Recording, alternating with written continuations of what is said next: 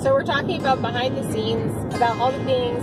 There's a lot of people that are now starting to watch that really haven't been following what we've been doing since November, so they don't really know what Spunky Monkees all about. So, really quickly, in a nutshell, what Spunky Monkey is a game for kids that prepares them for life. We come alongside the parents, and then we help equip the kids with 5 different areas that are going to be beneficial for them in life. Helping the environment, their own health and hygiene, their own talents and hobbies or abilities, service to other people, and their future career. And so we give them tasks to do, and they get away from their devices, they get away from TV and movies and iPads and all that stuff, and they take time actually living life. Then they come back and they report it on a journal, a monkey business journal, and we give them points, and then when they've saved up enough points, they can actually go onto an online map and dig up for treasure. So that's kind of the whole concept of it. But we've been on hiatus since our beta test in February. So right now we're focused on a lot of promotion, and Pensive, a fellow Steamian on Steamit, was talking to me. We really liked what he was doing as far as 5 things for the planet every day. And Sydney and I were talking about some of the things that we could do for the monkeys, and then at the same time, Pensive contacted us and said, are the monkeys still active now that the beta test is over? So we did. We contacted the moms and said, would you be interested in doing kind of like a weekly challenge? Think of some things to do that we could do in the interim before we went to our next monkey launch, and which probably won't be until October, November, and some things that we could do for fun for them. So we came up with a few ideas. One of the things that we were thinking of was since there was already teams in the last beta test, take those teams and give them weekly challenges to do, and then whoever wins gets prizes, digital prizes or rewards or something like that. And then every week maybe we would have the teams refresh into new people, so that it wouldn't just be one ultra team every single week or something like that. Yeah, and then I think that helps them to get to know different monkeys, get to know monkeys from different countries. Because we have monkeys from all over the world, which is kind of cool. Another thing that we were talking about is we really liked the way that Pensive was just kind of leading by example, the things that he was doing for the environment.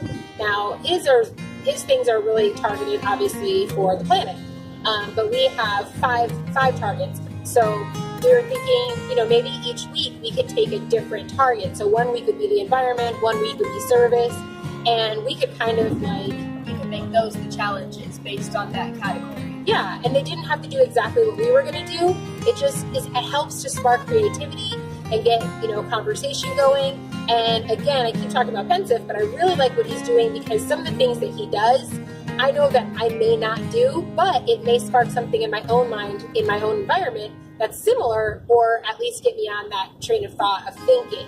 So we would like to start kind of leading by example for the monkeys to start thinking of those 5 areas in their life also, so that they're ready and making it fun, not exactly ready for the whole monkey launch in November, but to be able to start spreading the word, having fun, getting them thinking about life in those terms, getting them to know other monkeys and to interact, and then something in the future we would really like, that may be something that we want to do for our service week, is connecting them with monkeys that are not as privileged, that don't have as much money and as much resources, and finding ways to kind of connect them in ways that show them that they can actually have an impact on monkeys that are around the world. And it's kind of cool because it makes it really easy to do that through Steven. Sorry, I just had an idea.